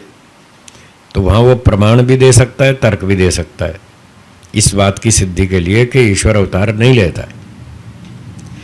तो प्रमाण तो दे देगा सपर्यगात क्षुक्रम अकायम, ये प्रमाण हो गया। वेद में लिखा है अकायम, उसका कोई शरीर नहीं है, कभी वो शरीर धारण नहीं करता, कोई अवतार नहीं लेता, ये तो प्रमाण हो गया। और अब तर्क भी सुनाएगा, उस तर्क से इस बात की और पुष्टि हो जाएगी, मजबूत हो जाएगी। तो वो व्यक्ति कहता है कि अगर ईश्वर अवतार लेगा तो ये बताओ रात को सोएगा या नहीं सोएगा? क्यों जी, सोएगा ना। जो अवतार लेगा तो थकेगा भी, काम भी करेगा तो थकेगा, तो रात को सोएगा भी है, सारे काम करेगा, उठना जागना नहाना धोना खाना पीना सारे काम करेगा। कभी सर्दी जुकाम भी होगा, गला भी खराब होगा।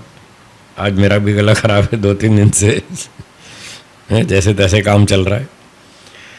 तो जो शरीर धारण करेगा वो बीमार भी तो होगा, रात को सोएगा भी।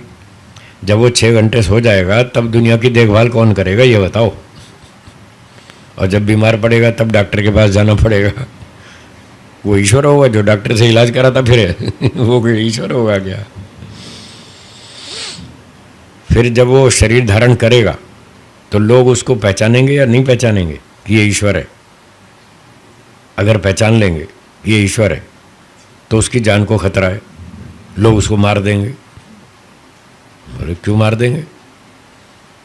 मार क्यों देंगे? बोले मार इसलिए देंगे उसकी जान को खतरा है। बोले क्या खतरा है?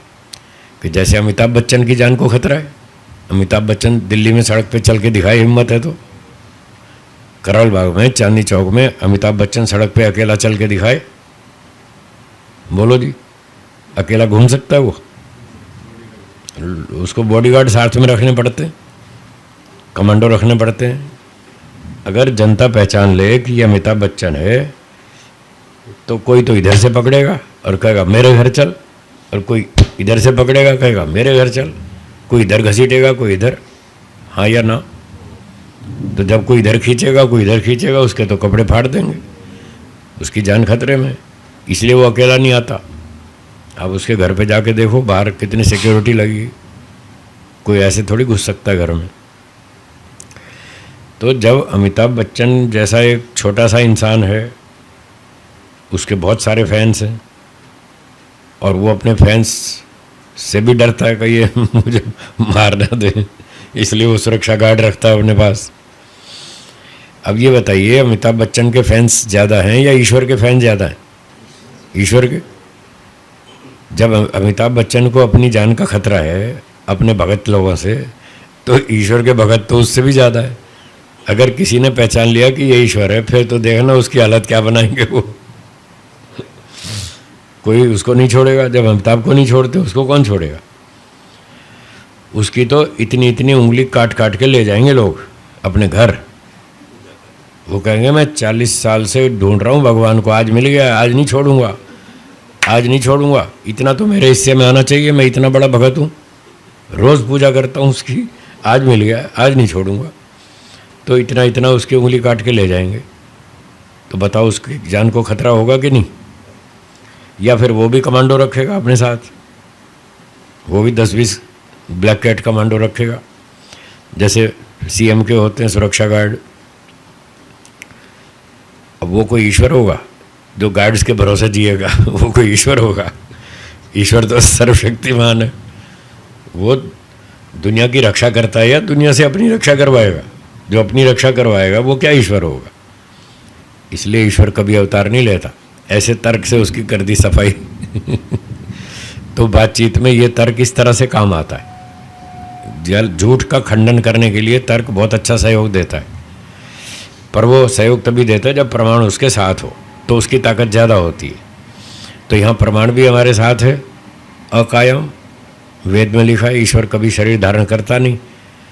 तो जब प्रमाण मिल जाता है तो तर्क की ताकत भी फिर बढ़ जाती है, और फिर व्यक्ति बिंदास जम के खंडन करता है कि मैं बिल्कुल सही बोल रहा हूँ। तो इस तरह से प्रमाण और तर्क से बात की जाती है। ये जिम्मेदारी दोनों पक्षों की है, वादी प्रतिवादी दोनों की जिम्मेदारी है। दोनों अपने अपने पक्ष की सिद्धि करें और दूसरे का खंडन करें। अब दोनों विरोधी बातें हैं तो दोनों एक साथ तो सच हो नहीं सकती। ऐसे बहस चलती रहेगी, वो तर्क वितर्क देते रहेंगे, वो अपना प्रमाण देगा, वो उसको काट देगा, वो अपना प्रमाण देगा, वो उसको काट देगा। तो बहस चलते चलते आखिर कहीं ना कहीं तो पहुंचेगी, कहीं तो फैसला होगा ना। तो जब अंतिम निर्णय आ जाएगा वहाँ पर बातचीत समाप्त हो जाएगी। अब कहीं कहीं पर कुछ विषय ऐसे होंगे परोक्ष, जो प्रत्यक्ष नहीं दिखते, सूक्ष्म विषय हैं, परोक्ष विषय हैं। तो वहाँ पर लोगों में मतभेद हो जाएगा, तो वहाँ पंचव्यव से निर्णय किया जाएगा। इसलिए सूत्र में आगे लिखा है पंचव्यव उपपन्नः। जब कभी आवश्यकता पड़ जाए तो वहाँ पंचव्यव का प्रयोग भी करना, वो भी कर सकते हैं। तो हमारे पास अब 6 साधन हो गए, 4 तो प्रमाण हो गए, 5वां तर्क और 6ठा पंचव्यव। ये पंचव्यव बहुत अच्छी टेक्निक है, कठिन है, इसको थोड़ा समझना चाहिए। ठीक है, चलिए पंचव्यव पे बात करते हैं। पंचव्यव का मतलब होता है अपनी बात को जब हम प्रस्तुत करते हैं तो उसमें कई हिस्से हैं, थोड़ी लंबी बात होती है प्रूव करने के लिए, तो उसके 5 भाग हैं। 5 भाग को अवयव कहते हैं, 5 हैं इसलिए पंचव्यव कहते हैं। तो 5 वाक्यों में हमारी बात कंप्लीट होती है। उन 5 बातों के नाम बोलिए पंचव्यवों के। पहला है प्रतिज्ञा, दूसरा हेतु, तीसरा उदाहरण, चौथा उपनय, 5वां निगमन। ये 5 अवयव। 5 बातें कहने पर हमारी बात कंप्लीट होती है और अच्छी तरह प्रूव हो जाती है, सिद्ध हो जाती है। जैसे उदाहरण के लिए प्रतिज्ञा का अर्थ होता है जो हमें सिद्ध करना है, जो बात हमें सिद्ध करनी है, जो हमारा पक्ष है उस पक्ष को स्थापित करना, प्रस्तुत करना, उसका नाम है प्रतिज्ञा। ठीक है, तो उदाहरण भी साथ साथ ले लेते हैं। जैसे हमें यह सिद्ध करना है कि शरीर अनित्य है, ये शरीर सदा नहीं जिएगा, ये बात हमको सिद्ध करनी है। सिंपल एग्जांपल ले रहा हूँ ताकि लोग आराम से समझ लें। वो शब्द वाला फिर कठिन पड़ेगा ना, इसलिए वो छोड़ दिया मैंने। सरल वाला लेते हैं। शरीर अनित्य है, हमें ये सिद्ध करना। ऐसे कोई बातचीत में यूँ कहता तो नहीं है कि हम सदा जिएंगे, ऐसे कोई कहता नहीं है, पर मन में तो यही मानते हैं। मन में तो यही मानते हैं हम थोड़ी मरेंगे। ये तो मरते हैं जापान वाले, इंडोनेशिया वाले मरते हैं, भारत वाले थोड़ी मरेंगे। भूकंप आएगा इंडोनेशिया में, भारत में थोड़ी आएगा। अंदर मन में तो ये बैठा है, पर ऊपर से नहीं बोल पाते क्योंकि पता है कि रामचंद्र जी चले गए, श्री कृष्ण जी चले गए, अर्जुन चले गए, दुर्योधन चले गए, सब चले गए, तो हम भी जाएंगे। इसलिए खुलेआम तो नहीं बोल सकते कि हम नहीं मरेंगे, पर अंदर दिमाग में तो यही बैठा है कि हम थोड़ी मरेंगे। तो इस बात को अच्छी तरह दिमाग में बिठाना है। तो हम एक टॉपिक ले लेते हैं कि शरीर अनित्य है, ये सदा नहीं जिएगा। अनित्य का मतलब सदा नहीं जिएगा, आज है कल नहीं रहेगा। तो ये प्रतिज्ञा हो गई, शरीर अनित्य है। अब वादी और प्रतिवादी जो होंगे उनका पक्ष और प्रतिपक्ष होगा, उसमें दोनों में टक्कर होनी चाहिए, तभी प्रतिपक्ष कहलाता है। तो एक व्यक्ति का पक्ष बना कि शरीर अनित्य है, दूसरे का पक्ष बनेगा शरीर नित्य है। ठीक है, तो हम अनित्य वाली बात शुरू करते हैं। शरीर अनित्य है, ये प्रतिज्ञा हो गई। अब जब प्रतिज्ञा कर ली, हमने पक्ष की स्थापना कर ली, तो उसको सिद्ध करने के लिए हमको एक कारण बताना पड़ेगा। उस कारण को हेतु कहते हैं। ठीक है, हेतु का मतलब कारण। क्यों मान लें हम, क्यों मान लें कि शरीर अनित्य है, तो उसका कारण बताना पड़ता है। वो जो कारण होगा उसको पंचव्यव की भाषा में हेतु नाम से बोलते हैं। अब वो हेतु ठीक भी हो सकता है, गलत भी हो सकता है, क्योंकि ये प्रमाणों का प्रयोग जिसको नहीं आता तो वो गलती भी करेगा, वो गलत हेतु भी रख देगा। अगर हेतु करेक्ट है, ठीक है, तब तो वो साध्य की सिद्धि कर देगा, प्रतिज्ञा को सिद्ध कर देगा। साध्य प्रतिज्ञा एक ही बात है, जिसको हमें सिद्ध करना। तो जिसको ये प्रमाणों का प्रयोग करना आता है वो तो हेतु ठीक बता देगा, और जिसको ठीक नहीं आता वो हेत्वाभास करेगा, वो गलत हेतु बताएगा। उसका नाम है हेत्वाभास। वो जो 4 प्रकार की गलतियां हैं उसमें एक हेत्वाभास है, वो फिर हेतु गलत हो जाएगा, वो बात को सिद्ध नहीं कर पाएगा। अब प्रतिज्ञा तो हो गई शरीर अनित्य है, इसका हेतु यह है क्योंकि यह उत्पन्न होता है। क्या बोला? क्योंकि यह उत्पन्न होता है। इसको हेतु कारण बता दिया हमने। क्यों अनित्य है? क्योंकि यह उत्पन्न होता है। अब उत्पन्न होता है इस बात का अनित्यता से क्या लेना देना?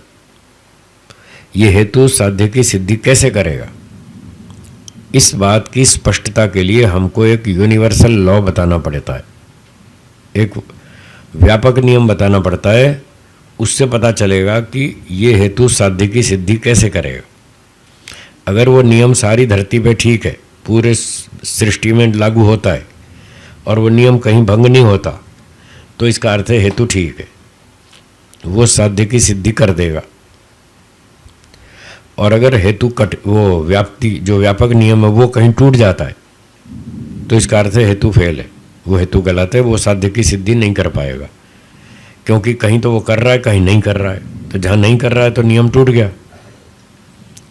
तो फिर से बोलता हूँ, प्रतिज्ञा क्या थी हमारी? शरीर अनित्य है। हेतु क्या बताया?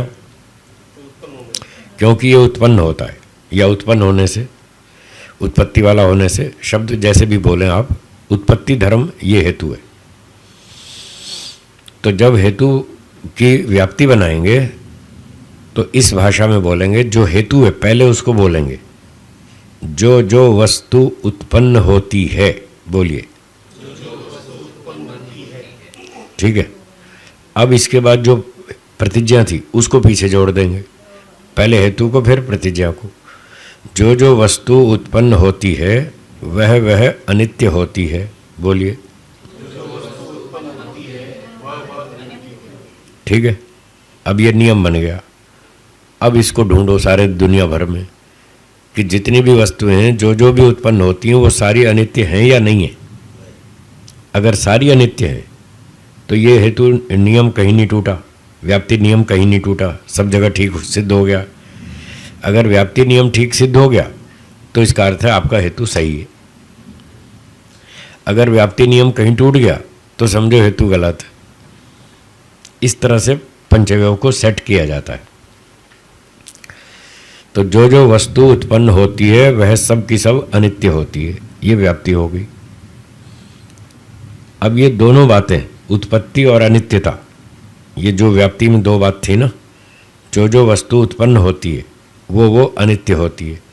तो उत्पत्ति और अनित्यता में जो दो बात हमने बताई वो एक वस्तु में दिखानी पड़ेंगी। जैसे ये वो उदाहरण है, तीसरा अवयव। अब उदाहरण वो होता है जो प्रत्यक्ष होता है, सबको मालूम है। वही उदाहरण होता है जिसको दोनों पक्ष वाले स्वीकार करते हैं, एक जैसा स्वीकार करते हैं, उसमें उनका कोई टकराव मतभेद नहीं होता। तो यहाँ उदाहरण के रूप में एक ऐसी वस्तु दिखानी पड़ेगी जिसमें ये दोनों बातें हों, उत्पत्ति भी अनित्यता भी। तो हमने उदाहरण दिया जैसे मकान। मकान उत्पन्न होता है या नहीं, मकान नष्ट होता है या नहीं, तो दोनों बातें मकान में उपलब्ध हैं। तो मकान का दृष्टांत, और मकान को दोनों जानते हैं, वादी प्रतिवादी दोनों पक्ष वाले जानते हैं, दोनों स्वीकार करते हैं, दोनों अनित्य मानते हैं, इसलिए ये उदाहरण बनेगा। जिस बात को दोनों व्यक्ति स्वीकार करें वो उदाहरण, पढ़ा लिखा भी अनपढ़ भी सारे लोग स्वीकार करते हैं, उसका नाम उदाहरण।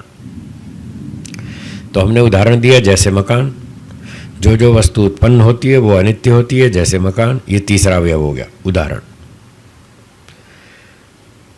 अब यहाँ ये ध्यान देने की बात है कि कभी कभी ऐसे उदाहरण मिल जाएंगे जिसमें व्याप्ति वाली दोनों बातें होंगी, लेकिन वो व्याप्ति नियम ठीक नहीं होगा, वो कहीं और उदाहरण से कट जाएगा, किसी और उदाहरण से वो व्याप्ति नियम टूट जाएगा। अगर वो नियम टूट गया तो हेतु गलत हो जाएगा, और हेतु गलत हुआ तो साध्य की सिद्धि नहीं कर पाएगा, वो दोनों पक्षों में जाएगा, फिर हेत्वाभास बनेगा अनेकांतिक। तो यहां तक हम पहुंच गए उदाहरण तक। अब चौथा अवयव है उपनय। बोलिए, उपनय। उपनय पास में ले जाना,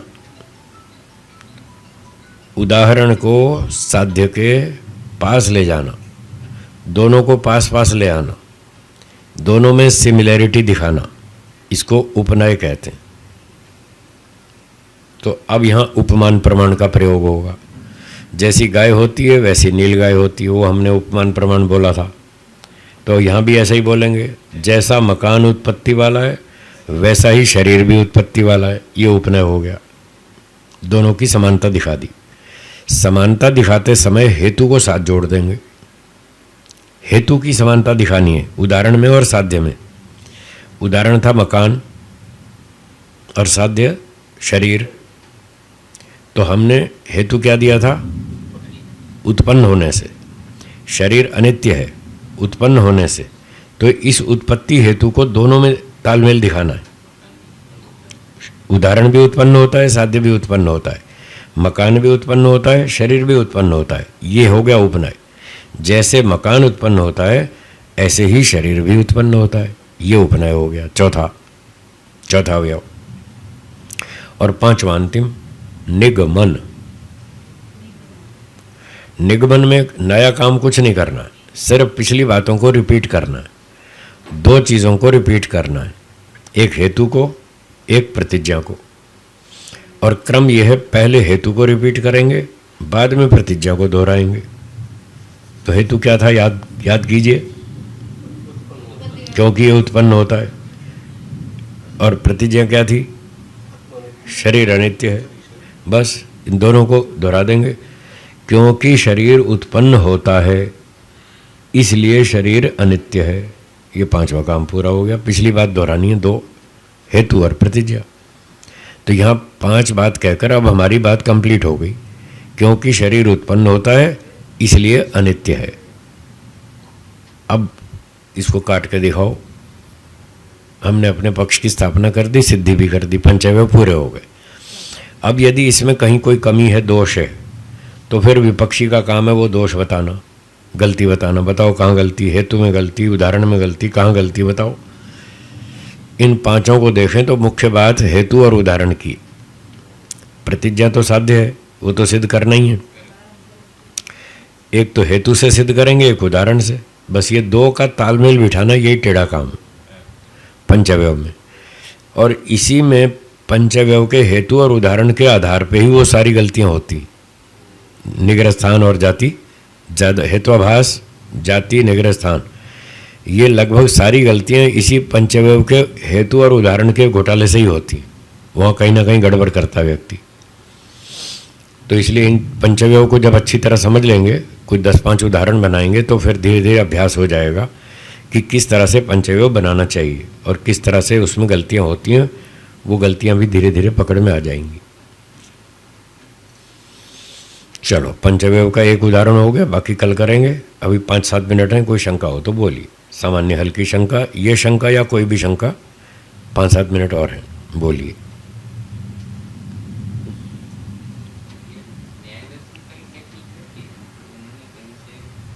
ये पंचअवयव न्याय दर्शन का 16 पदार्थ में है ना, अवयव। प्रमाण, प्रमेय, संशय, प्रयोजन, दृष्टांत, सिद्धांत, अवयव। 7वें नंबर पे अवयव 16 में से न्याय दर्शन का ही। बोलिए। ये आपने बताया नीलगाय। नीलगाय। हाँ जी, हाँ जी। तो ये अर्थ है। हाँ, ये अर्थ है, अर्थ है। ये ज्ञान हमें हुआ कि ये नीलगाय। तो सबसे पहले अर्थ आया या ज्ञान? पहले तो अर्थ को देखेंगे। चिड़ियाघर में जाके जब प्राणी को देखेंगे तब वो याद आएगा कि वो जो पिताजी ने बताया था कि जैसी गाय होती है वैसी नीलगाय होती है। अब गाय से मिलता जुलता प्राणी जो दिखाई देगा तो पहले उसको देखेंगे, फिर याद आएगा कि अच्छा ये है नीलगाय। अब समझ में आया। तो ये तो ज्ञान तो बाद में आएगा, पहले वस्तु दिखेगी। मैं एक साधारण से कह रहा हूँ, जैसे सृष्टि के आरंभ में। हाँ, अच्छा, सृष्टि के आरंभ में जब वो सृष्टि बनाई। हाँ, कोई चीज दिखाने के लिए, तो हाँ, पहले वस्तु बनेगी या पहले वो अर्थ आया और अर्थ को बता करके ज्ञान दिया, या मतलब पहले वस्तु बनेगी। पहले वस्तु, हाँ, उसके बाद उसका ज्ञान, उसके बाद ईश्वर बताएगा। पहले सूर्य बनाएगा, फिर ऋषियों को दिखाएगा, देखो ये सूर्य है। अब मान लो सूर्य तो बनाया ही नहीं, और वो कहे संसार में एक सूरज होता है, वो कहेगा क्या होता है सूर्य, दिखाओ ना। जब तक आप दिखाएंगे नहीं तो उसको समझ ही नहीं आएगा। आप जब स्कूल में बच्चे पढ़ते हैं तो वो टीचर पढ़ाते हैं ना, A for apple, B for ball. अब खाली रट्टा लगवाओ, A for apple, B for ball, photo मत दिखाओ एप्पल की, तो उसको समझ में आएगा बच्चे को एप्पल क्या होता है। या तो असली एप्पल दिखाओ या उसका फ़ोटो दिखाओ, तब समझ में आएगा एप्पल क्या होता है, बॉल क्या होती है। तो ईश्वर क्या करता है, सृष्टि पूरी बना लेता है, फिर मनुष्यों को उत्पन्न करता है, और फिर कहता है देखो ये सूरज है, देखो ये सूरज है, ये चाँद है।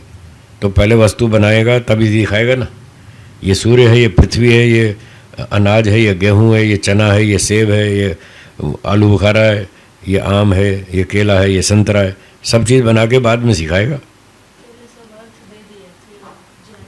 हाँ, बुद्धि देगा, सब चीज़ें बनाएगा, खाना पीना बनाएगा। वो लोग खा पी के होश में आ जाएंगे, बलवान हो जाएंगे, तब ईश्वर सिखाएगा। अब बच्चे जो स्कूल जाते हैं तो पहले नाश्ता तो देना पड़ता है ना, बिना नाश्ते के थोड़ी पाठ याद होता है।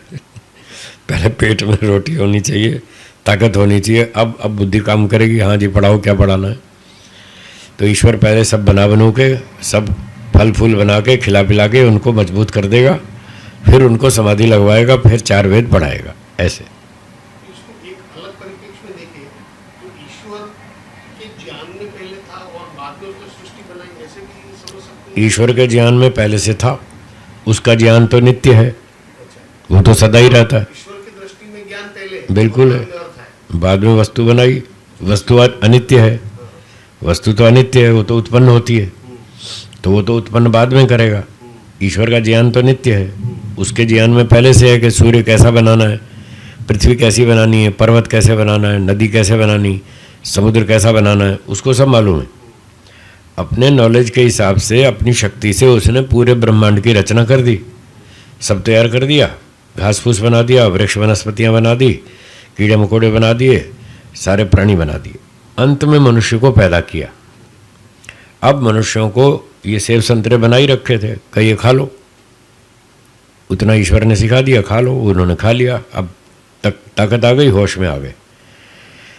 अब ईश्वर ने कहा बैठ जाओ, अब मैं आपको पढ़ाऊंगा, अब पढ़ो बैठ के। तो उनको 4 ऋषियों को समाधि लगवा दी, और ईश्वर व्यापक तो है ही, तो उनके अंदर भी था, तो अंदर अंदर ईश्वर ने उनको सारी बात सिखा दी।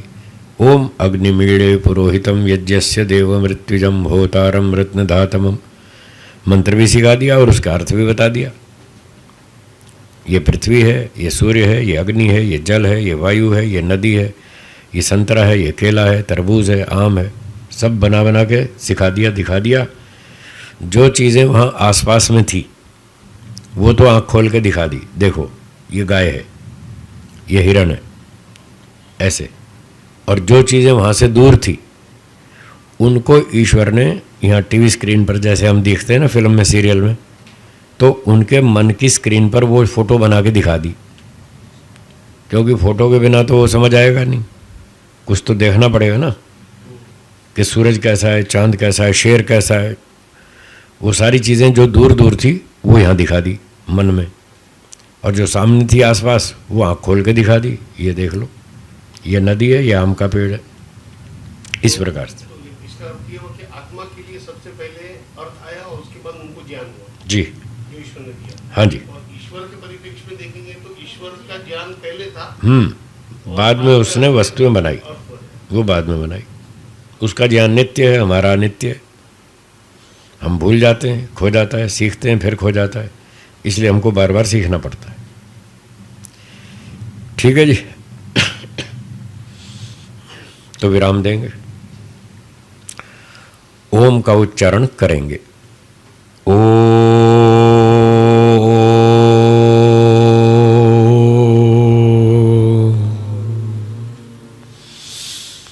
दोनों हाथ जोड़िए और बोलिए, सर्वेभ्यो नमः। सबको सादर नमस्ते जी, नमस्ते जी, नमस्ते जी, सबको नमस्ते, धन्यवाद।